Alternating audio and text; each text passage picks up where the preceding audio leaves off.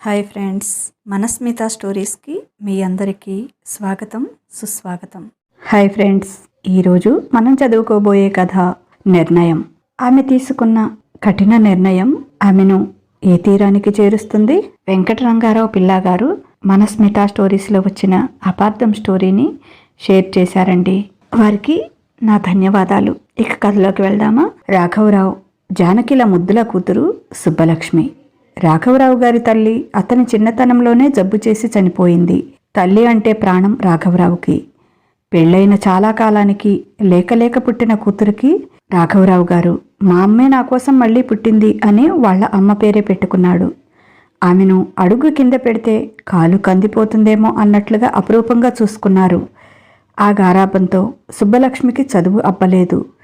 ఊర్లో ఉన్న స్కూల్లో కష్టపడి డింకీలు కొడుతూ ఎలాగైతేనేం 13 సంవత్సరాలు వచ్చేటప్పటికి 5వ తరగతి పూర్తి చేసింది. పొరుగురులో ఉన్న హైస్కూల్కి పంపించారు. వెళ్ళిన 2 నెలలకే చాపెక్కింది. దాంతో ఇక చదువు వద్దు, ఏమీ వద్దు అని ఆమెను ఇంట్లోనే ఉంచేశాడు తండ్రి. ఆమెకు కావాల్సింది కూడా అదే కాబట్టి హ్యాపీగా ఇంట్లోనే ఉండిపోయింది. ఇంట్లో పని మనుషులు ఉండటంతో ఏ పని చేసే పని ఉండదు. ఏదైనా ఉన్నా జానకి చేసుకుని వెళ్తుంది. సుబ్బలక్ష్మికి ఏ పని లేకపోయినా తల్లి చుట్టూ తిరుగుతూ వంట చేయటం మాత్రం నేర్చుకుంది. 16 ఏళ్ళు వచ్చేటప్పటికి అద్భుతంగా వంట చేయటం నేర్చుకుంది. ఆమె చేసిన వంట తింటే ఎవరైనా సరే వేళ్ళు నాక్కోవలసిందే, అంత రుచికరంగా వండుతుంది. 17 సంవత్సరాలు వచ్చేటప్పటికి ఎలాగో ఖాళీగా ఇంట్లోనే ఉంటుంది అని సంబంధాలు చూడటం మొదలుపెట్టారు. రాఘవరావు గారు మంచి ఆస్తిపరుడే. పైగా సుబ్బలక్ష్మి ఆయన ఒక్కగానొక్క కూతురు. ఆమెకు చదువు ఒక్కటే తక్కువ, కానీ అందంలో అప్సరస. కావలసినంత ఆస్తి ఉంది. చక్కగా వంట చేస్తుంది. చదువు లేదని కొన్ని సంబంధాలు వెనక్కిపోయినా కొన్ని సంబంధాలు ఆమె వెనక ఉన్న ఆస్తి చూసి, ఆమె అందం చూసి ఓకే అన్నారు. కానీ వాళ్ళు రాఘవరావు గారికి నచ్చలేదు. అలా ఓ సంవత్సరం గడిచిపోయింది. పేదవాడైనా పర్లేదు, ఎవరైనా వ్యవసాయదారుడికిచ్చి అల్లుణ్ణి ఇల్లరికం ఉంచుకోవాలని జానకి కోరిక. కానీ రాఘవరావు మాత్రం నా కూతుర్ని మట్టి పిసుక్కునేవాడికి ఇవ్వను, ఉద్యోగస్తుడికే ఇస్తాను అని భీష్మించుకొని కూర్చున్నాడు. మనకి వెనక ముందు ఎవరూ లేరు, అమ్మాయి మన కళ్ళెదురుగా ఉంటుంది, మనకిక దిగులు ఉండదు అని నచ్చజెప్పబోయింది జానకి. వింటే అతను రాఘవరావు ఎందుకు అవుతాడు? నువ్వు నోరు మూసుకో, ఆడపెత్తనం తంబలదరు అని ఊరికే అన్నారా? నా కూతుర్ని ఉద్యోగస్తుడికే ఇస్తాను. నా కూతురు ఇలా పల్లెటూరులో ఉండటానికి వీల్లేదు, సిటీలోనే ఉండాలి. అవసరమైతే మనం కూడా అమ్మాయి దగ్గరికి వెళ్ళి ఉందాం అని అన్నాడు. ఎలా అల్లుడింటికి మనం వెళ్తాం అంది జానకి. ఆ ఇల్లు అల్లుడిదే కాదు, మన అమ్మాయిది కూడా. ఆ ఇల్లు కూడా నేనే కొని పెడతాను, అప్పుడు మనకు వెళ్ళే హక్కు ఉంటుంది అన్నాడు రాఘవరావు. అంతేకాని భార్య చెప్పిన మాట పట్టించుకోలేదు, వినదలుచుకోలేదు. అలా చూడగా ఒక శుభముహూర్తాన రవితో సుబ్బలక్ష్మి పెళ్లి కుదిరింది. రవి కూడా చూడటానికి చక్కగా ఉన్నాడు, చదువుకున్నాడు, సిటీలో జాబ్ చేస్తున్నాడు. ఇంకేం, రాఘవరావు కోరుకున్న అన్ని లక్షణాలు ఉన్నాయి. అతని అమ్మ పెద్ద గయ్యాలంట. 2 ఆడపడుచులు కూడా ఉన్నారు. వాళ్ళు మరీ కొరకంచులంట. ఊళ్ళో వాళ్ళంతా ఈ అమ్మ కూతుళ్ళని చూస్తే గడగడలాడతారంట వాళ్ళ నోటికి. మన కట్ట మీద వీరమ్మ వదినకి దూరపు బంధువులు, వాళ్ళ ఇంటి పక్కనే అంట అని చెప్పింది జానకి. వాళ్ళ అత్త గయ్యాళ్ళైతే ఏంటి, ఆడపడుచులు రాకాసులైతే ఏంటి, వాళ్ళ దగ్గర ఏమైనా ఉంటుందా నా కూతురు? ఎప్పుడో ఇలా వచ్చి అలా వెళ్తారు, వాళ్ళైనా వీళ్ళైనా శాశ్వతంగా కలిసే ఉండరుగా అని వాదించాడు. అలా రవితో సుబ్బలక్ష్మి పెళ్లి జరిగిపోయింది. పెళ్లికి ముందే మామగారికి ఫోన్ చేసి మాట్లాడుతూ ఆయనకి బాగానే సోపు రాశాడు రవి. అల్లుడు మాయలో పడిపోయాడు రాఘవరావు. నా అల్లుడు ఎంత మంచివాడో అని ఊరంతా చెప్పుకోసాగాడు. పెళ్ళయింది. అత్తగారింటికి ఘనంగా చీరాసారా పెట్టి పంపారు సుబ్బలక్ష్మిని. అత్తగారు కాంతమ్మ నిజంగా సూర్యకాంతం టైపే, కానీ కొత్త కదా, అందులో కొడుకు ఏదో చెప్పాడు, అందువల్ల సుబ్బలక్ష్మిని ఏమీ అనేది కాదు. అక్కడున్నన్ని రోజులు వంట మాత్రం సుబ్బలక్ష్మి చేసేది. అందరూ పొట్టలు పగిలేట్లు తినేవాళ్ళు, కానీ ఒక్కరు కూడా ఇది బాగుంది, అది బాగాలేదు అనే మాట మాత్రం అనేవాళ్లు కాదు. అక్కడ నిద్రలయ్యాక మళ్ళీ రాఘవరావు గారింటికి వచ్చారు. అక్కడే ఓ 10 రోజులు ఉన్నారు. అప్పుడు రాఘవరావు ఎదురుగానే రవి తల్లితో మాట్లాడుతూ, అమ్మా, ఏంటి నువ్వు మాట్లాడేది? మామయ్య గారు దేవుళ్ళంటివాడు. సుబ్బలక్ష్మి ఆయనకి ఒక్కటే కూతురు. ఆయనకేం 10 మంది లేరు. మనం అడిగి కట్నం తీసుకోవటానికి. వాళ్ళు వీళ్ళు ఏదో అంటున్నారని నువ్వు ఫీల్ అయితే ఎలాగమ్మా అన్నాడు. ఆవిడ ఏమందో మరి. అలా అంటావేంటమ్మా? ఇది మామయ్య గారి ఆస్తి. ఉంటే మామయ్య గారి పేరుతో ఉంటుంది, లేకపోతే సుబ్బలక్ష్మి పేరుతో ఉంటుంది. నువ్వు అడిగేది తప్పమ్మా. అసలు అలా ఎలా అంటున్నావు? నా పేరుతో ఆస్తి పెట్టమని? ఈ ఆస్తి ఎప్పటికీ మామయ్య గారి పేరు మీదే ఉండాలి అని చిలక పలుకులు పలుకుతున్నాడు. రవి ఆంతర్యం తెలియని అమాయకుడైన రాఘవరావు, ఏంటల్లుడు, ఏమంటుంది మా చెల్లెమ్మ అన్నాడు. అదేం లేదులే మామయ్య, మా బంధువులందరూ మీ రవికి మంచి మంచి సంబంధాలు వచ్చాయి కదా, ఎందుకు కట్నం తీసుకోకుండా పెళ్లి చేసుకుంటున్నారు అంటున్నారట. ఆస్తి కూడా అంతా మీ వియ్యంకుడి పేరు మీదే ఉంది కదా, పెడితే కూతురికి పెట్టుకుంటాడు, నీ కొడుక్కేమైనా పెడతాడా? నీ కొడుకు బతికినన్నాళ్ళు పెళ్ళాంచాటు మొగుడుగానే బ్రతకాలి అని అన్నారట. వాళ్ళు అలా అన్నారని అమ్మ ఫీల్ అవుతోంది, అంతే మామయ్య. నేను వెళ్ళాక అమ్మకి నచ్చ చెప్తానులే. అయినా అసలు మన ఇంటి విషయాలు వాళ్ళకెందుకు? నేను వెళ్ళాక అందర్నీ దులిపేస్తాను, అప్పుడిక ఎవరూ నోరెత్తరు అన్నాడు. తర్వాత రోజే రవిని సిటీకి తీసుకువెళ్ళి తన ఆస్తి మొత్తం రవి పేరు మీదకి మార్పించాడు. అదేంటి మామయ్య, వాళ్ళెవరో ఏదో అన్నారని మీరు ఇలా చేయటం ఏమీ బాగాలేదు. కనీసం సుబ్బలక్ష్మి పేరుతో రాసి ఉండాల్సింది. నేను ఎంతైనా అల్లుడినే కదా అన్నాడు. నాకు అల్లుడైనా కొడుకైనా నువ్వే కదా బాబు. నా కూతురికి పెద్దగా చదువులేదు, అది అమాయకురాలు. దాని పేరుతో ఉంటే ఒకటి, నీ పేరుతో ఉంటే ఒకటినా?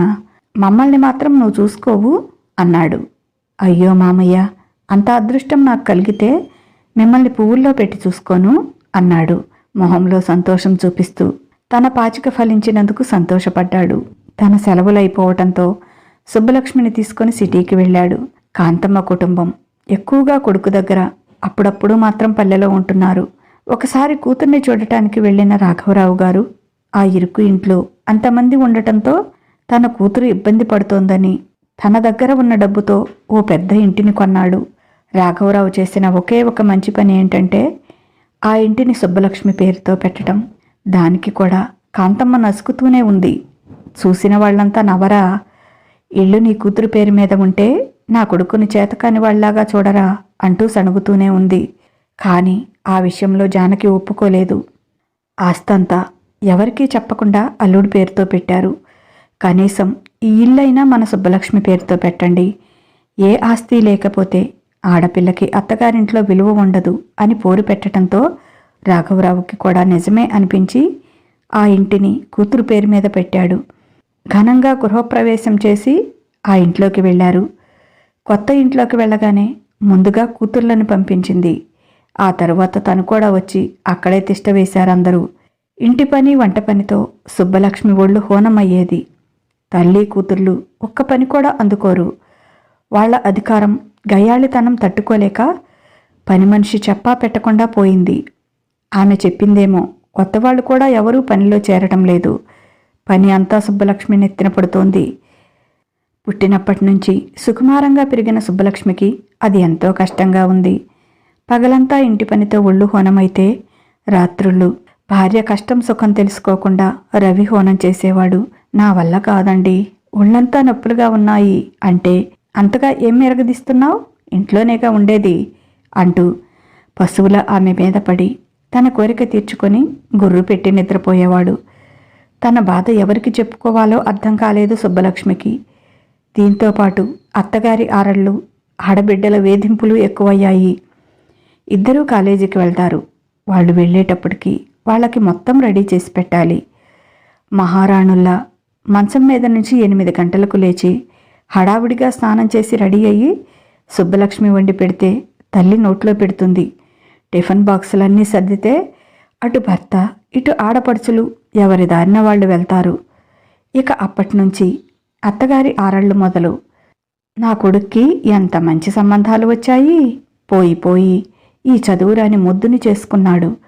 చక్కగా చదువుకున్న అమ్మాయి అయితే ఉద్యోగం చేసి నెల నెలా జీతం తెచ్చేది. నా పిల్లల పెళ్ళిళ్ళు కూడా ఘనంగా చేసేవాళ్ళం. ఇప్పుడు ఒక్కడి రెక్కల మీద ఇంత సంసారం ఈదలేక చస్తున్నాడు. చెప్తే విన్నాడా? ఇప్పుడు ఈ మొద్దును చేసుకుని ఏడుస్తున్నాడు అని మొదలు పెడుతుంది. చదువుకున్న పిల్ల అయితే ఈడు జోడు ఎంత బాగుంటుంది. ఇప్పుడు ఈ మొద్దుని నలుగురిలోకి తీసుకువెళ్లాలంటే నామోషితో చస్తున్నాడు. ఓ సరదా లేదు, చట్టుబండలు లేదు. అంతా వాడు చేసుకున్న కర్మ అని ముక్కు చేదుతుంది. సుబ్బలక్ష్మి మనసు చివుక్కుమంటుంది. తనకు చదువు లేదు, ఆ విషయం మేం దాచిపెట్టేమీ పెళ్లి చేయలేదు కదా, వాళ్ళకిష్టమయ్యే కదా చేసుకున్నారు. పెళ్ళైన దగ్గర నుంచి పొలం మీద వచ్చే ఆదాయం కూడా ఆయనే తెచ్చుకుంటున్నారు అని లోపల కుమిలిపోసాగింది సుబ్బలక్ష్మి. సుబ్బలక్ష్మి ఏదైనా ఒక మాట ఎదురు చెప్పిందంటే చాలు, ఇక ఇంట్లో యుద్ధకాండ మొదలవుతుంది. చుట్టుపక్కల వాళ్ళకి అందరికీ వినపడేటట్టు పెద్ద పెద్దగా రంకెలు వేస్తూ గొడవ చేస్తుంది. చిన్నప్పటి నుంచి ఎవరూ ఒక మాట కూడా అనకుండా అపురూపంగా పెరిగిన సుబ్బలక్ష్మికి అలా అంటుంటే తనకు తెలియకుండానే కళ్ళల్లో నీళ్లు తిరిగేవి. ఇక సాయంత్రం ఆడపడుచులు కాలేజీ నుంచి వచ్చేటప్పటికి వాళ్ళకి 2-3 రకాల స్నాక్స్ చేసి పెట్టాలి. వాళ్ళు వచ్చాక తల్లి కూతుర్లు కలిసి సరదాగా కూర్చొని కబుర్లు చెప్పుకుంటూ నవ్వుతూ స్నాక్స్ తింటూ టీలు తాగుతూ సరదాగా గడుపుతారు. సుబ్బలక్ష్మికి మాత్రం వాళ్ళకి వండి పెడుతూ వాళ్ళ తిన్నవి కడుగుతూ మళ్ళీ సాయంత్రానికి డిన్నర్ రెడీ చేస్తూ ఇల్లు శుభ్రం చేస్తూ వాళ్ళకి సమయానికి అన్నీ అందిస్తూ ఆ ఇంటి పని మనిషిలా మారిపోయింది. అదే విషయం ఒకరోజు రవికి చెప్పింది. ఏంటండి, నాకు ఈ పనులేమీ అలవాటు లేదు. మీ అమ్మ కానీ చెల్లెళ్ళు కానీ ఒక్క పని కూడా అందుకోరు. నా వల్ల కావటం లేదు. నేనేం చేయాలి? నాకు నీరసంగా ఉంటుంది. ఒళ్ళంతా నొప్పులు వస్తున్నాయి. పని మనిషిని పెట్టుకుంటే ఆవిడను కూడా తిట్టి 2 రోజులు కూడా ఉండనివ్వటం లేదు. ఎలా చావను ఒక్కదాన్నే? పైగా అత్తయ్య గారు నాకు చదువు రాదని, నేను ఉద్యోగం చేయటం లేదని ఎప్పుడూ ఏదో ఒకటి అంటున్నారు. మీ చెల్లెళ్ళు కూడా నాకు చదువు రాదని ఎగతాళి చేస్తున్నారు. మీ అందరికీ పెళ్లికి ముందే తెలియదా నేను చదువుకోలేదని? ఇప్పుడెందుకు ఇలా అంటున్నారు? అలా అంటే నాకు చాలా బాధేస్తుంది అంది. ఒకసారి మీ అమ్మగారికి మీ చెల్లెళ్ళకి చెప్పండి అలా మాట్లాడొద్దని అని రవి దగ్గర మొరపెట్టుకుంది. రవి సుబ్బలక్ష్మిని చెయ్యి పట్టుకొని హాల్లోకి లాక్కెళ్ళి అమ్మా అమ్మా అంటూ కేకలేశాడు. అర్ధరాత్రి ఇప్పుడెందుకంటే గొడవ? రేపు ఉదయం మాట్లాడుకోవచ్చులే అంటుంది సుబ్బలక్ష్మి. అతనేదో తనకి సపోర్ట్ చేసి నా భార్యని ఎందుకు మీరు అలా మాట్లాడుతున్నారు అని వాళ్ళ అమ్మని చెల్లెళ్ళని తిడతాడు. మీరు కూడా తనకి పనిలో సహాయం చేయండి అని చెప్తాడు అనుకుంది. అంతలో కాంతమ్మ, ఏంట్రా నీ గొడవ, అర్ధరాత్రి నిద్రపోనివ్వవా అంటూ ఆవలిస్తూ బయటికి వచ్చింది. ఆమె వెనకే కూతుర్లు కూడా, చూడమ్మా ఇదేం చెప్తుందో, మీరంతా దాన్నేదో రాచి రంపాన పెడుతున్నారంట, ఇంట్లో పనంతా చేపిస్తున్నారంట, అది చదువుకోలేదని ఎగతాళి చేస్తున్నారంట, మీకు నాకు మధ్య పుల్లలు పెట్టాలని చూస్తుందమ్మా, మిమ్మల్ని ఇంట్లోంచి వెళ్ళగొట్టి నాకు దూరం చేయాలని చూస్తోంది అన్నాడు సుబ్బలక్ష్మిని తల్లి కాళ్ళ ముందు పడేస్తూ. ఏమే దొంగ మొహందానే, ఇన్నాళ్ల నుంచి మంచిదాని అనుకుంటున్నాను. నా కొడుక్కి తలగడ మంత్రం వేసి నా కొడుకుని నాకు కాకుండా చేద్దామనుకుంటున్నావా? ఏం మనిషివే నువ్వు, అసలు సిగ్గు ఉందంటే నీకు అంటూ ఆమెను జుట్టు పట్టుకుని లేపి ఆ చెంప ఈ చెంప వాయించింది. భర్త నిర్వాకానికి చేష్టలుడిగి చూస్తుంది సుబ్బలక్ష్మి. అత్తగారు తనని కొట్టేది కూడా ఆమెకు అర్థం కావటం లేదు. ఏడవటం కూడా మర్చిపోయింది. ఆడపడుచులు సూదులతో పొడిచినట్టు మాట్లాడుతున్నారు. వాళ్ళు తిట్టాలనుకున్నవన్నీ తిట్టి ఎవరి రూమ్కి వాళ్ళు వెళ్ళి పడుకున్నారు. సుబ్బలక్ష్మి ఇంకా తేరుకోలేదు. అలాగే నిలబడి ఉంది. ఓ 10 నిమిషాలాగి రవి వచ్చి, ఏంటి ఇంకా దిష్టిబొమ్మల అలానే నిలబడి ఉన్నావు? నాకు నిద్ర వస్తోంది రా అంటూ ఆమెను రూంలోకి లాక్కొని వెళ్ళాడు. ఆమె శారీరక బాధని ఎలాగూ గుర్తించటం లేదు, కానీ ఆమె మానసిక పరిస్థితిని కూడా గమనించలేదు అతను. ఇంకోసారి ఇలాంటి పిచ్చి పిచ్చి మాటలు మాట్లాడావంటే, ఇంకోసారి ఇలా పిచ్చి పిచ్చి మాటలు మాట్లాడావంటే నాలుక కట్ చేస్తాను, మా అమ్మ చెప్పినట్లు విని పడుండు అని ఆమె మీద పడి ఆమె బట్టలు పీకి అవతల పడేసి, కేవలం ఆమె శరీరంతో మాత్రమే తనకు పని అన్నట్లు తన వాంఛ తీర్చుకొని ఆమె ఒళ్ళంతా కసితీరా కొరికి పంటిగాట్లు పడేటట్టు చేసి పక్కకు దొర్లి 5 నిమిషాల్లోనే గురక పెట్టి నిద్రపోయాడు. సుబ్బలక్ష్మి కళ్ళల్లోంచి ఒక చుక్క నీరు కూడా రాలేదు.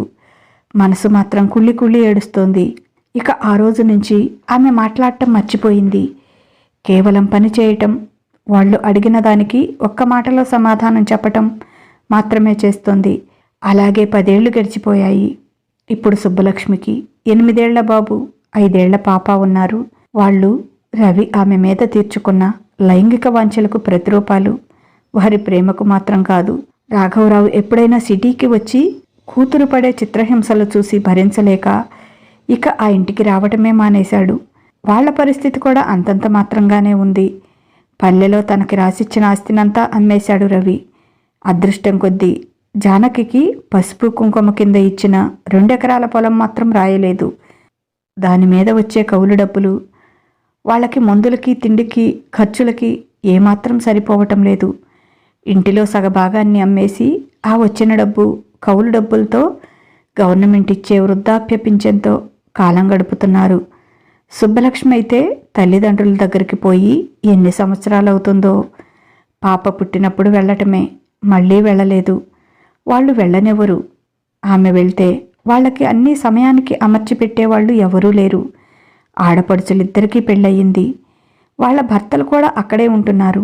ఇప్పుడు ఆడపడుచులతో పాటు వాళ్ళ మొగుళ్లకు కూడా అన్నీ బెడ్ మీదకి సుబ్బలక్ష్మే అందించాలి.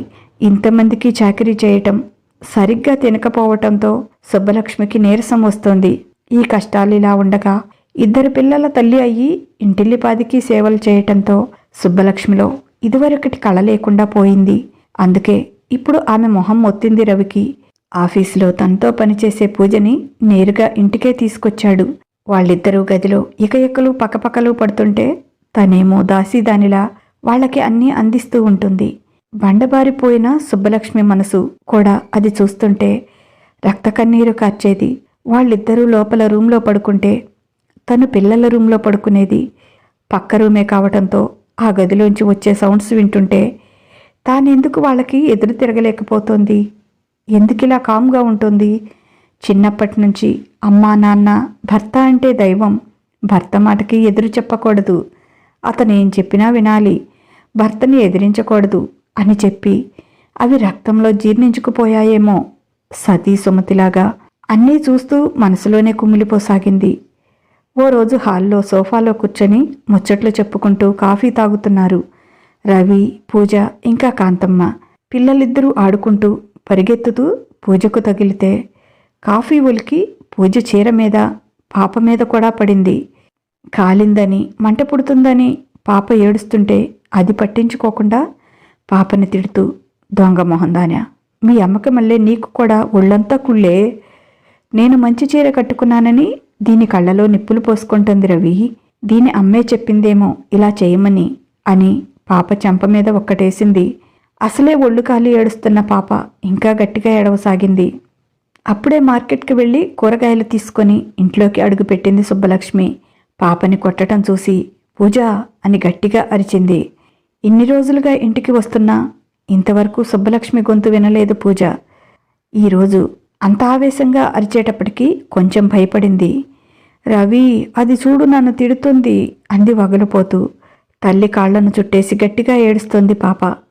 అప్పటి వరకు పాపని పట్టించుకొని రవి, కాంతమ్మ ఒక్కసారిగా సుబ్బలక్ష్మి మీదకి వచ్చారు. ఎంత ధైర్యం ఉంటే నా డార్లింగ్ని అరుస్తావే అంటూ చెయ్యెత్తాడు. మరుక్షణం తన చెంపను తాకబోతున్న చేతిని పట్టుకుని మెలితిప్పి వెనక్కి నెట్టింది. అది చూసి మీదకి రాబోతున్న కాంతమ్మ కొంచెం దడిచి, అమ్మో అమ్మో, నా కొడుకుని కొట్టి చంపేస్తోంది అని శోకాలు మొదలుపెట్టింది. ఛీ నోర్మి అంది గట్టిగా. టక్కున మూసేసింది కాంతమ్మ. రవి మాత్రం ఇది ఊహించలేదు. ఇన్నేళ్ల నుంచి తను తిట్టినా కొట్టినా కుక్కిని పేనులా పడి ఉండే సుబ్బలక్ష్మి ఇలా ఎదురు తిరగడం అతను జీర్ణించుకోలేకపోయాడు. ఒసేయ్ లంజా, ఎంత ధైర్యమే నీకు? నా మీద చెయ్యెత్తుతావా? నీ ప్రాణం తీస్తాను ఈరోజు అంటూ ఆమె మీదకి వచ్చాడు. అతన్ని అస్సలు పట్టించుకోకుండా పాపని తీసుకువెళ్ళి ఫ్రాక్ విప్పి చన్నీళ్లతో కాలిన దగ్గర కడిగి ఐస్ క్యూబ్ పెట్టి రుద్దింది. ఆయిల్ రాసి తగ్గుతుందిలేమ్మా అని రవి దగ్గరికి వెళ్ళి, ఏంటి కొడతావా? కొట్టు. కొట్టడం నీకు కొత్త, నాకు కొత్త. నన్ను ఏమన్నా నేను పడుతున్నానని మీ ఇష్టం వచ్చినట్లు చేయకండి. అసలు ఇదెవరు నా ఇంట్లోకి రావడానికి? ముందు బయటకు నడు అంటూ పూజ జుట్టు పట్టుకుని బయటకు లాక్కెళ్ళింది. ఆమెను బయటకు విసిరేసింది. ఒసేయ్, నీకెంత ధైర్యం నా మనిషిని బయటికి నెట్టడానికి అన్నాడు ఆమె మీదకి వస్తూ. ఇంకా ఎక్కువగా మాట్లాడితే నిన్ను కూడా నెడతాను. ఇది నా ఇల్లు. ఏమీ అనటం లేదు, ఊరుకుంటున్నానని మీ ఇష్టం వచ్చినట్లు చేస్తున్నారు అందరూ. మీరంతా అసలు మనిషి పుట్టుకే పుట్టారా? పసిపిల్ల మీద వేడివేడి కాఫీ పడి ఏడుస్తుంటే దాన్ని అది కొడుతుందా? మీరిద్దరూ దానికి సపోర్ట్ చేస్తున్నారా? అది నీకేగా పుట్టింది అని అత్తవైపు తిరిగి, అది నీ మనవరాలేగా, అసలు బుద్ధుందా మీకు? ఛీ, మీరు బ్రతుకుతున్నారు, బురదలో పంది బతుకుతుంది అని పాప దగ్గరికి వెళ్ళబోయింది. ఏంటే ఊరుకుంటున్నానని మరీ రెచ్చిపోతున్నావు? నీ ప్రాణం తీస్తాను నువ్వు ఎత్తావంటే, జాగ్రత్త అన్నాడు. అంటే నేనింకా బ్రతికే ఉన్నానా నువ్వు ప్రాణం తీయటానికి? నా మనసు ఎప్పుడో చచ్చిపోయింది. దాన్ని ఎప్పుడో తుట్లు తుట్లు పొడిచి చంపావు నువ్వు. కేవలం ఊపిరి తీసుకుంటున్న శవాన్ని నేను. ఇంకా నువ్వేంటి నన్ను చంపేది కొత్తగా అంది ఆవేశంగా. అయినా ఇంటికి వచ్చిన మనిషిని అలా అవమానించి బయటకు వెళ్ళగొడతారా ఎవరైనా? ఇదేనా మీ అమ్మా నాన్న నీకు నేర్పిన పద్ధతి అంది కాంతమ్మ కోపంగా. అవును, నాకు మా అమ్మా నాన్న ఎలాంటి పద్ధతులు నేర్పలేదు. మీలాగా అస్సలు నేర్పలేదు. కూతుళ్ళని మొగుళ్లతో సహా ఇంట్లోనే పెట్టుకొని అత్తలని ఆడపడుచుల్ని గాలికి వదిలేయమని మా అమ్మా నాన్న నేర్పలేదు. మొగుడు చెప్పినట్లు అత్త చెప్పినట్లు విని గుట్టుగా కాపురం చేసుకోమని చెప్పారు. అందుకే ఈ కాపురం ఇంకా గుట్టుగా సాగుతుంది. నువ్వు అసలు ఆడదానివేనా? నీకులా కోడలి ముందే కొడుకుని ఇంకొక అమ్మాయిని తెచ్చుకొని కులకమని నేర్పలేదు మా అమ్మా నాన్న. అలా నేర్పి ఉంటే మీ అందరినీ బయటికి నెట్టి నేను కూడా ఎప్పుడో ఎవడో ఒకడిని తెచ్చి ఇంట్లో పెట్టుకునేదాన్ని. మా అమ్మా నాన్న నేర్పిన సంస్కారం నాలో ఉండబట్టే ఇన్నేళ్లుగా మీ అందరి ఆటలు సాగుతున్నాయి. మరీ శృతి మించారు. నేనేం మనిషిని అనుకున్నారా, రాయిని అనుకున్నారా? నా ముందే ఇంకొక ఆడదానితో కులుకుతూ దానికి నాతో సేవలు చేపిస్తారా? చివరికి ఈరోజు ఆ బజారు దానితో నా కూతుర్ని కొట్టిస్తారా? ఆ బజారు దానికి మీరిద్దరూ సపోర్ట్ చేస్తారా? నడవండి, మర్యాదగా నా ఇంట్లోంచి బయటికి నడవండి. ఎవరూ ఉండటానికి వీల్లేదు నా ఇంట్లో. నా ఇంట్లో ఉండాలంటే నా ఇష్టానికి అనుకూలంగా ఉండాలి.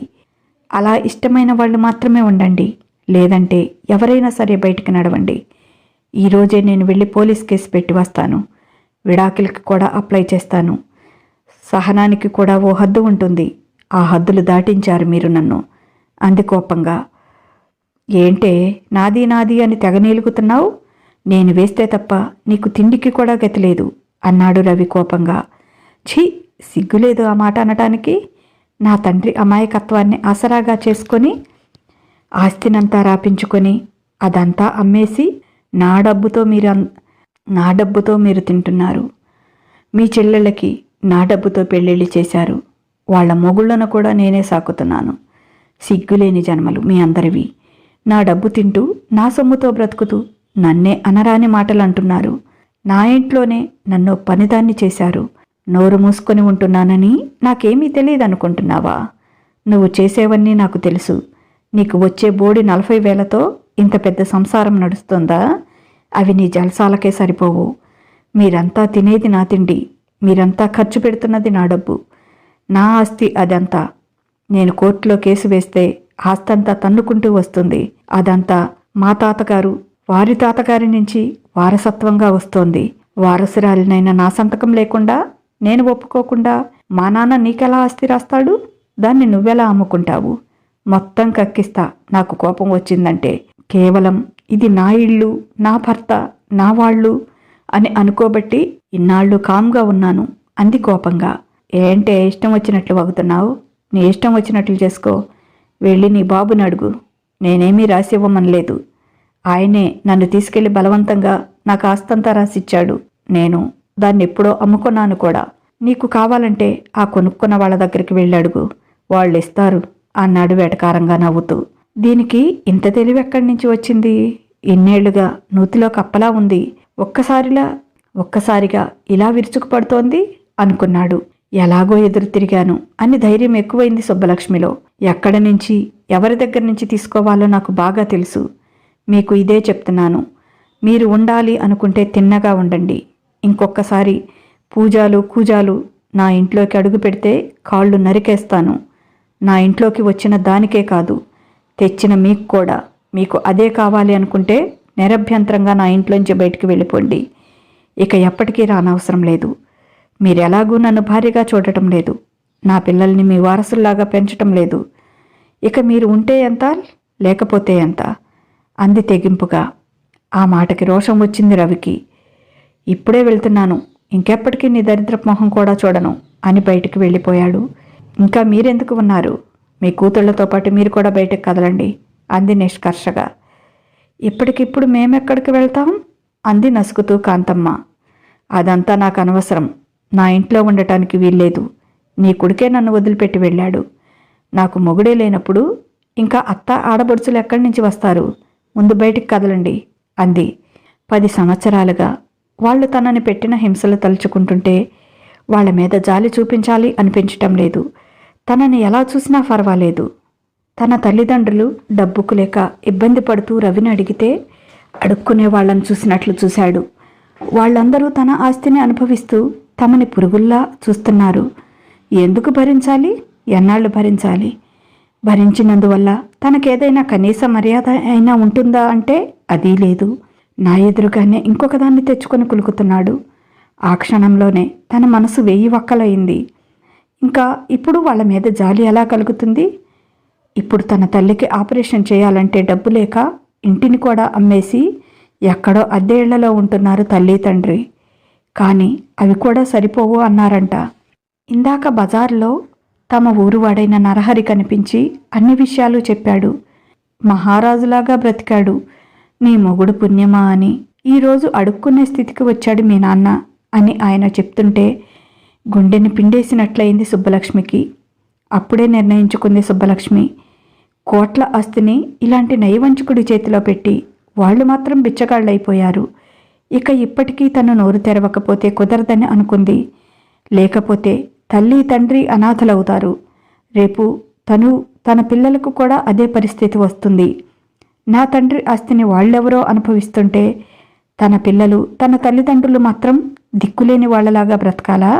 ఇక్కడ ఉండి నేను అవమానాలని అవహేళనల్ని భరించటం తప్ప అనుభవిస్తున్నది ఏమీ లేదు. ఇక నాకు ఈ మొగుడు ఈ సంసారం వద్దు అనుకుంది. తల్లిని తండ్రిని తన దగ్గరికే తెచ్చుకోవాలని నిర్ణయించుకుంది.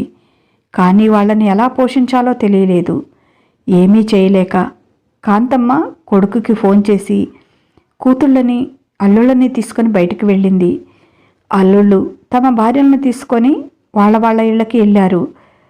వాళ్లతో పాటు వెళ్లాలని చూసిన కాంతమ్మని ఒక్క కూతురు కూడా తీసుకువెళ్ళలేదు. ఆమె పల్లెటూరికి చేరుకుంది. రవి పూజ ఇంటికి షిఫ్ట్ అయ్యాడు. వెంటనే ఊరు వెళ్ళి జరిగిందంతా వాళ్లకు చెప్పి తల్లిని తండ్రిని బతిమాలి ఒప్పించి తను ఇంటికి తెచ్చుకుంది. ఇక తను ఏదో ఒక పని చూసుకోవాలి అనుకుంది. తన మెడలో ఉన్న సూత్రం తాడు, చేతులకు ఉన్న బంగారు గాజులు తీసి అమ్మేసింది. వచ్చిన డబ్బుతో ముందు తల్లికి ఆపరేషన్ చేపించింది. తనకు చేతనయ్యింది ఇంటి పని వంట పని మాత్రమే. బాగా బతికిన తను నలుగురిళ్లకు వెళ్ళి పని మనిషిలా ఉండలేదు. అది చూస్తే తమ తల్లి తండ్రి తట్టుకోలేరు. తమ ఇంటి పక్కనే ఈ మధ్య ఒక అపార్ట్మెంట్ కట్టారు. దానిలో 50 ప్లాట్స్ వరకు ఉన్నాయి. వాళ్ళందరూ దాదాపుగా భార్యాభర్త ఇద్దరూ జాబ్ చేసేవాళ్లే కనుక వాళ్ళకి ఉదయం పూట టిఫిన్ చేయటం ఇబ్బందిగా ఉంటుందేమో. అందరూ ఇక్కడికి కిలోమీటర్ దూరంలో ఉన్న హోటల్కి వెళ్ళి టిఫిన్ కట్టించుకొచ్చుకుంటారు. అది తను చాలాసార్లు చూసింది. ఆ టిఫిన్స్ ఏవో తనే తయారు చేసి వాళ్ళకిస్తే వాళ్ళకి ఎక్కువ దూరం వెళ్లే పని ఉండదు, తనకి ఆదాయం ఉంటుంది అనుకుంది. ఆ అపార్ట్మెంట్లోని కొన్ని ఇళ్లకు వెళ్ళి మాట్లాడింది. వాళ్ళంతా ఫుడ్ టేస్టీగా ఉంటే తప్పనిసరిగా తీసుకుంటాము అని చెప్పారు. తమ వరండాలోనే 4 రకాల టిఫిన్స్ తయారు చేయడం మొదలుపెట్టింది. చేసి చేయగానే హాట్ కేక్స్లా అమ్ముడైపోతున్నాయి. పదార్థాలు బాగా రుచిగా ఉండటంతో అలా ఆ నోట ఆ కాలనీ అంతా వ్యాపించింది. అలాగే కర్రీ పాయింట్ కూడా పెట్టింది. కర్రీస్, అన్ని రకాల పచ్చళ్ళు, నాన్ వెజ్ ఐటమ్స్ అన్నీ తయారు చేస్తోంది. ఎన్ని చేసినా గంటలో అయిపోతున్నాయి. వచ్చిన వాళ్ళందరికీ లేవనే చెప్పాల్సి వస్తోంది. ఆ కాలనీనే కాదు, చుట్టుపక్కల చాలా దూరం నుంచి కర్రీస్ కోసం వస్తుంటారు. దాంతో సుబ్బలక్ష్మి బిజినెస్ ఓ రేంజ్లో నడవసాగింది. వాళ్ళు పై గదుల్లో ఉంటూ కింద ఇంటిని హోటల్గా మార్చింది.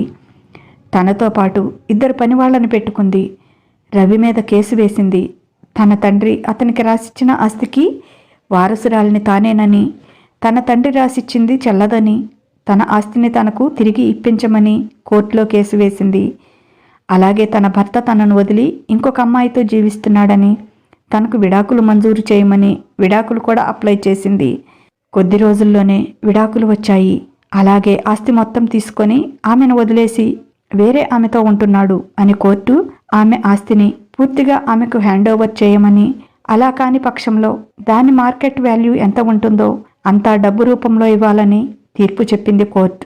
ఖర్చు అవ్వగా మిగిలిందంతా సుబ్బలక్ష్మి చేతుల్లో పెట్టి, ఇదే మిగిలింది, నీకు తెలుసుగా మా చెల్లెళ్ళ పెళ్లిళ్ళు చేశాను, వాటికి చాలా ఖర్చు అయ్యింది అన్నాడు. అదంతా నాకు అనవసరం, వాళ్ళ దగ్గర వసూలు చేసుకొని తీసుకొచ్చేవమంది. అలాగే చెల్లెళ్లను బావలను అడిగి వాళ్ళ పెళ్లికైన ఖర్చు అంతా వాళ్ళ దగ్గరే తీసుకుని వచ్చి అది కూడా సుబ్బలక్ష్మికి ఇచ్చాడు. డబ్బు అంతా పోవటంతో ప్రియ అతన్ని బయటికి గెంటేసింది. ఆ డబ్బుతో సిటీలోనే మంచి సెంటర్లో ఓ పెద్ద హోటల్ని ప్రారంభించింది. సుబ్బలక్ష్మి తల్లిదండ్రుల్ని కంటికి రెప్పలా చూసుకుంటూ కొడుకుని కూతుర్ని చదివించుకుంటూ హ్యాపీగా ఉంది సుబ్బలక్ష్మి. ఆమె హోటల్ బిజినెస్ దినదినాభివృద్ధి చెంది 5 స్టార్ హోటల్గా రూపాంతరం చెందింది. ఇప్పుడు కొడుకు MBA చేస్తున్నాడు, కూతురు డిగ్రీ చదువుతోంది. రాఘవరావు దంపతులు పూర్తిగా ముసలివాళ్లైపోయారు. అయినా కూడా యాక్టివ్గానే ఉన్నారు. ఇప్పుడు 5వ తరగతి కూడా చదవని సుబ్బలక్ష్మి సిటీలో 5 నక్షత్రాల హోటళ్లకు అధిపతి అయ్యింది. ఆడది తలుచుకుంటే సాధ్యం కానిది, చేయలేనిది ఏదీ లేదని నిరూపించింది సుబ్బలక్ష్మి. ఇదండి కథ. ఎలా ఉంది? మీకు నచ్చిందా? ఇలాంటి సుబ్బలక్ష్ములు మన చుట్టూ చాలామంది ఉన్నారు కదండి. సుబ్బలక్ష్మిలా అందరూ తెగువ చేయలేరు. తెగువ చేస్తే వాళ్ళు సుబ్బలక్ష్మిని మించిపోవచ్చేమో. సుబ్బలక్ష్మి కూడా 10 సంవత్సరాలు భరించింది. చివరికి భరించలేకపోయింది, తెగించింది. చివరికి పర్ఫెక్ట్ పర్సన్గా, ఒక బిజినెస్ ఉమెన్గా తన ప్రజ్ఞ నిరూపించుకుంది. తనంటే ఏంటో రుజువు చేసుకుంది. చదువుకున్నంత మాత్రాన గొప్పవాళ్ళని కాదు, చదువురాని వాళ్ళు, దేనికి పనికిరాని వాళ్ళు అని కాదు, అది నిరూపించింది సుబ్బలక్ష్మి. సరేనండి, ఈ కథ ఎలా ఉందో ఓ చిన్న కామెంట్ ద్వారా తెలియచేయండి. ఈ కథ నచ్చితే ఒక లైక్ ఇవ్వండి. మన ఛానల్ని సబ్స్క్రైబ్ చేసుకోండి. మన ఛానల్ని షేర్ చేసి మన కథల్ని అందరితో చదివించండి.